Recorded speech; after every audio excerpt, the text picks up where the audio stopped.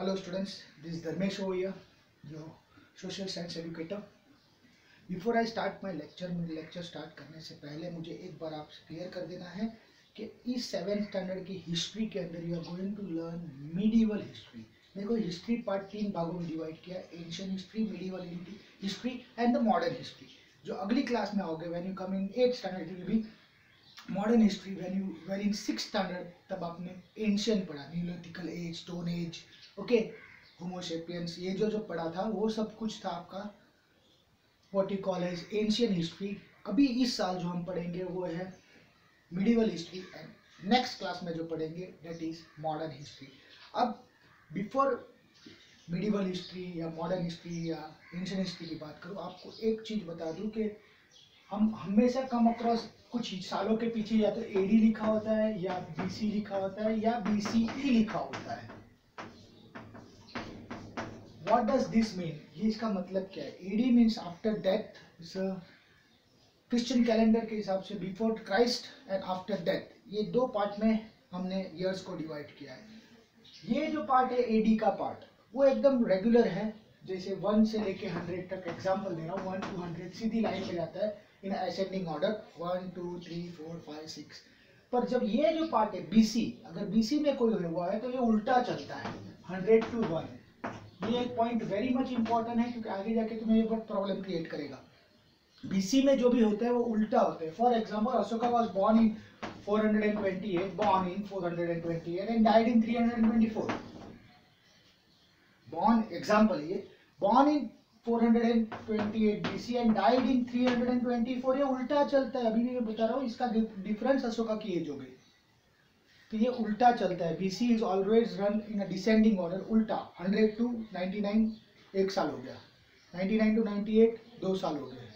पर जबकि ये AD सीधा चलता था। तो प्रीवियसली जब हमारा BC काउंट होता था तो ये आप BC की बात करोगे तो नेचुरली एंशिएंट हिस्ट्री की बात करते हैं, और मिडिवल में हम लोग AD में आ जाते हैं। अब AD पार्ट मिडिवल हिस्ट्री कैसे है, कौन सी है, किस साल को किया, क्या किस सेंचुरी को, मैं एग्जैक्टली बोलूँ तो किस सेंचुरी को हम मिडिवल हिस्ट्री बोलते हैं। इन यूरोपियन कंट्री हम मिडिवल हिस्ट्री बोलते हैं, वो है from 6th century AD to 15th century Europe में। हम इंडिया की बात करें तो हम इंडिया में कैलकुलेट करते हैं 8th सेंचुरी AD से लेके 18th सेंचुरी AD, 8 AD से लेके 18 AD तक हम इंडिया की बात करते हैं। और इसी दौरान हमारे अंदर सारे चंद्रगुप्त मौर्य, दिल्ली सुल्तानियत, ठीक है, और ये सब जो आए मुगल्स, ये सब का हिस्ट्री हम इस लेसन में ही पढ़ेंगे। तो मुगल एम्पायर, दिल्ली सुल्तानियत, ये सब हम इसी बुक में पढ़ेंगे, इसी पार्ट में। पर बिफोर हम उसके आगे चलते, let us have some brief idea of this lesson. और इस लेसन को मैं लाइन टू लाइन इसलिए पढ़ रहा हूँ बिकॉज इस लेसन के थ्रू ही आप आगे को कनेक्टिविटी मिलेगी। So, just chapter number 1, first page, start। आपको दिया है, first is geographical influence of history. What is geographical influence of history? The geographical condition of a region directly और indirectly affects its history. In case of India also the geographical of subcontinent has great influence on his history. तो geographical condition influence करता है हमारी history को। Geographical conditions का मतलब क्या है? पहली बात तो ये कि जो फिजिकल कंडीशंस है हम जोग्राफिकल कंडीशंस कहते हैं। जिस फॉर एग्जांपल जहाँ क्लाइमेट बहुत अच्छा है, जहाँ पीपल डेंसली पॉपुलेटेड है, वहीं लोग जाना चाहते हैं। अब मैं आपको बता दूं कि you are staying in a very fertile soil के ऊपर रहते हो, ओके, वहाँ पॉपुलेशन भी अच्छा है। आपको मैं किसी राजस्थान के जैसलमेर बाड़मेर के टिल्ले पे रख दूँ और वहाँ तुम्हें प्रॉपर्टी दे दूँ and you are staying alone, वहाँ तुम अकेले रहोगे तो क्या रहोगे? नहीं रहोगे। 120% कोई नहीं रहना चाहते। जंगल में मैं बोल दूँ पहाड़ पे तुम्हें 50 बीघा जमीन दे रहा हूँ, वहाँ जाके रह लो, कोई नहीं रहेगा, because people want to live in community. और तो कहाँ कम्युनिटी में रहते हैं? जहाँ क्लाइमेटिक कंडीशन फेवरेबल। अब क्लाइमेटिक कंडीशन अकेली एक फेवरेबल नहीं है, जहाँ फर्टाइल सॉइल हो, जहाँ एम्पल ऑफ वाटर हो, जहाँ प्लेन हो, वहाँ लोग ज़्यादा रहना पसंद करते हैं और ट्रैवलर्स भी वहाँ आते हैं। तो जब वहाँ लोग इकट्ठा होकर रहते हैं, सारी कम्युनिटीज इकट्ठी होकर रहती है, तो उनका कल्चर, उनकी हिस्ट्री, उस कम्युनिटी की हिस्ट्री चेंज हो जाती है अकॉर्डिंग टू। अभी हम साउथ ऑफ इंडिया में देखो तो कोई अलग कल्चर कम्युनिटीज रहती है, हम नॉर्थ ऑफ इंडिया में अलग है, ईस्ट ऑफ इंडिया में अलग है, वेस्ट ऑफ इंडिया में अलग है. तो दिस इज ऑल के अ पर्टिकुलर रीजन उसकी जोग्राफिकल फीचर्स के कारण उसकी हिस्ट्री बनती है. Same is the case over here. Geography determines the development of particular area. Understood है, सीधी सी बात है. अगर कोई एरिया डेवलप है तो उसके पीछे ज्योग्राफिकल रीजन्स है. हिस्टोरिकल रीजन्स तो हो गए पर ज्योग्राफिकल रीजन है. ज्योग्राफिकल रीजन है इसीलिए हिस्टोरिकल रीजन बने, क्योंकि ज्योग्राफिकल रीजन का मतलब है कि वहाँ की जमीन फर्टाइल है, क्लाइमेट फेवरेबल है, डेंसली पॉपुलेटेड है, तो पब्लिक वहाँ रहना चाहती है. तो दिस रीजन के कारण, और फॉरेनर्स वहाँ आते, ट्रैवलर्स वहाँ आते, वहाँ अपनी कल्चर छोड़ के जाते हैं. उसी तरह पर जहाँ क्लाइमेटिक कंडीशन अनफेवरेबल है, अच्छे नहीं है, वहाँ कोई नहीं आता और वहाँ ना उनकी हिस्ट्री बनती है, क्योंकि जो लोग हो गए ही नहीं तो हिस्ट्री कहाँ से बनेगी. हिस्ट्री बनने के लिए there is something to be there, concrete चीज होनी जरूरी है. अब आ गया हमारा next topic, map and medieval India. First of all underline the first line only. The art and the science of making map is known as cartography. The art and the science of making map, जो map बनाने का science है या art है उसको cartography बोलते हैं, और जो बंदा उसको बनाता है उसको कार्टोग्राफर बोलते हैं. ठीक है. The art and science of making is called as cartography and the person who makes it is called as cartographer. In fact, the worldwide growth and trade and expansion of empire during the medieval period created the need of making map. क्यों map की जरूरत? Question number 1, why map was necessary during medieval period? medieval period में map की जरूरत क्यों पड़ी हमें? Because हमारा वर्ल्ड एक्सपांड हुआ, ट्रेड एक्सपांड हुआ, टेरिटरीज एक्सपांड हुई, ग्रोथ होने लगी, तो नेचुरली एम्पायर्स एक्सपांड होने लगे, तो वी नीडेड मैप. अगर फॉर एग्जांपल मैप होता है जो स्केल के हिसाब से होता है, एक होता है स्केच जो अनस्केल के हिसाब से होता है. जैसे नॉर्मली मैं बना देता हूँ ऐसा कुछ, तो एक भाई के पाथ बना दिया कि यहाँ से मुझे यहाँ जाना, यहाँ जाना, यहाँ जाना, यहाँ जाना, यहाँ जाना, तो it is just an sketch. और एक मैप होता है कि हम फुल स्केल के हिसाब से बना देते हैं. तो map is made by cartographers. Okay, the Arabs and the European were the first to develop the science of cartography. Underline the line, the Arabs और European. अब ये दो ही कंट्रीज के लोग हैं, ये दो ही कॉन्टिनेंट्स के पीपल है जो वर्ल्ड में आए थे. यूरोपियन हर जगह पे खोज करने निकल पड़े. क्रिस्टोफर कोलंबस निकल पड़ा था, उधर से वास्को डी गामा निकल पड़ा था. ओके, अरब्स को सीधा था, उनको अफगानिस्तान क्रॉस किया कि हमारी तरफ आ गए, सीधा ऊँट पे चढ़ के बैठ के आ गए और हमारे पास पहुंच गए. ये इंडिया की बात कर रहा हूँ. उसी तरह से यूरोपियन सी फेयरर्स थे, समुद्री में बहुत, समुद्र के अंदर बहुत अच्छे थे, तो कोलंबस चला गया एक तरफ, उसने अमेरिका की खोज कर ली, और ये वास्को डी गामा हमारी तरफ आ गया और उसने इंडिया की खोज कर ली.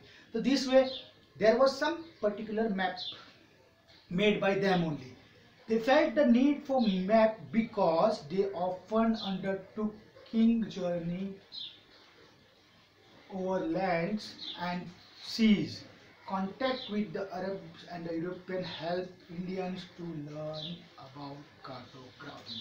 तो ये इसीलिए कि राजा महाराजा उनको बोलता था कि नई लैंड खोज के लेके आओ, नई लैंड बनाओ, नई लैंड हमें एक्सपांड करना है, हमारा ट्रेड एक्सपांड करना है, हमारी टेरिटरी एक्सपांड करनी है. इसके कारण वो नई लैंड खोजने में चले जाते थे और इस तरह से मैप, क्योंकि एक बार जो रास्ते से जाते थे उसके स्केच बना देते थे कि भाई यहाँ से हम यहाँ गए, यहाँ से यहाँ गए, यहाँ गए, और this way map was form. तो ये मैप और इंडिया की खोज भी उसी तरह से हुई थी. An Arab geographer मतलब person who study geography, Al-Idrisi made a world map in 1154. Underline below. Map number 1 is a part of the world map that shows a detail of Indian subcontinent. India का subcontinent का पूरा detail बता रहा है, जो map हमारे बाजू में पड़ा हुआ है. Was made by French cartographer in 1720. That is nearly 60 years after the map 1. तो मैप जो वन बनाया उसके बाद 60 इयर्स के बाद फ्रेंच के कार्टोग्राफर ने बनाया इंडिया का सब कॉन्टिनेंट का map. Norway of Guillaume de Isle, although both the maps shows the same area, that is Indian subcontinent, they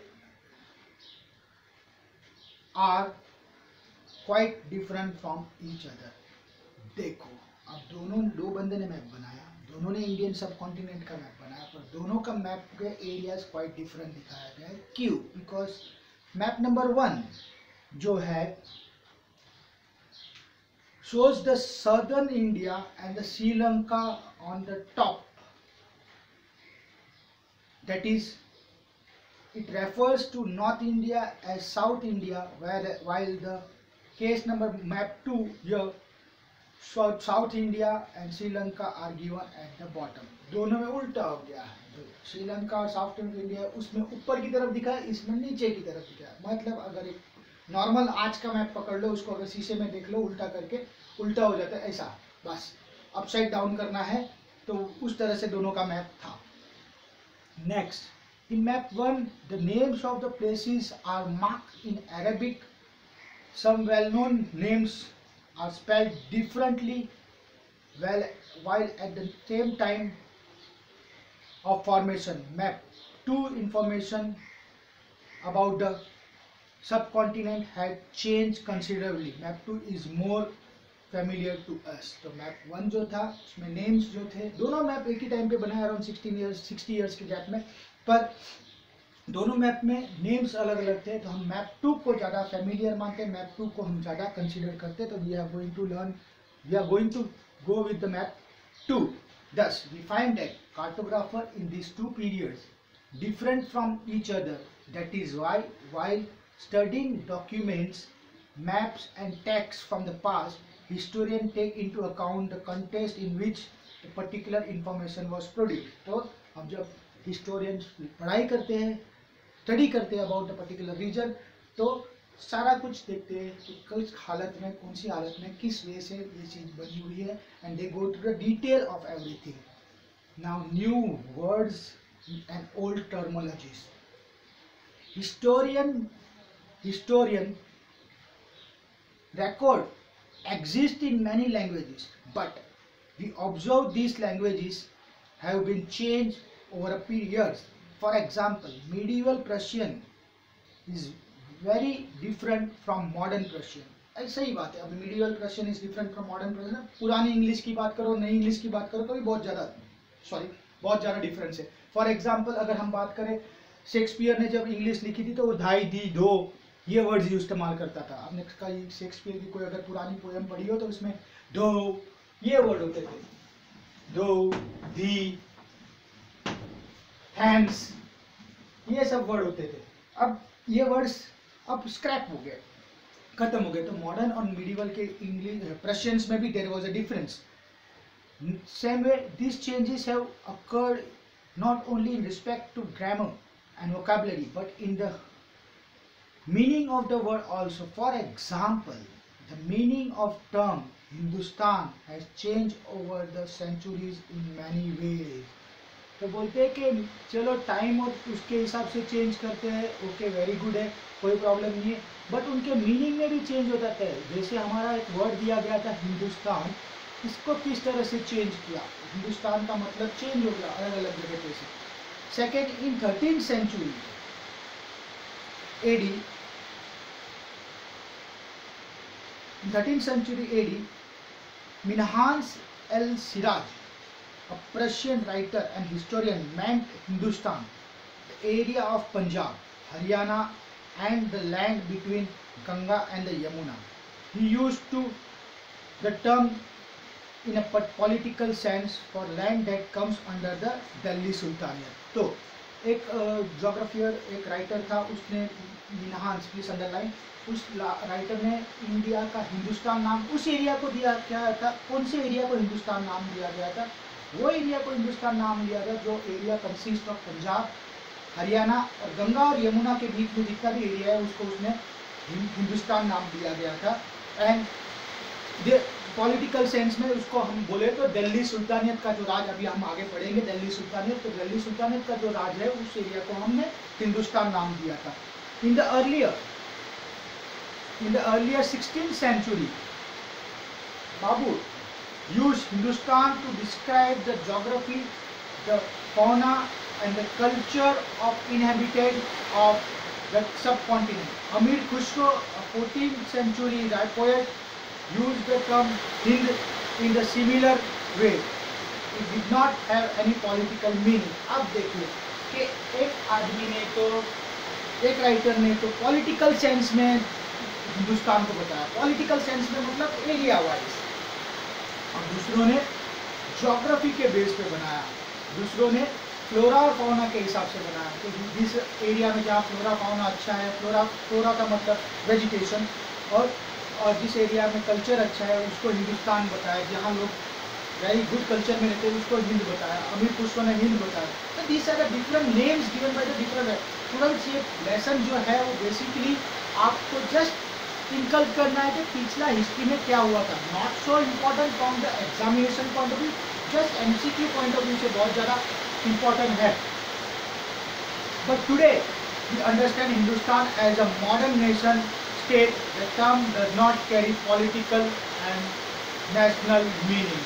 आज हिंदुस्तान का मतलब है कि एक पूरा वे हम गिनते हैं, पूरा हिंदुस्तान का north to south, east to west. तो similarly the term foreigner has different meaning from what it had today.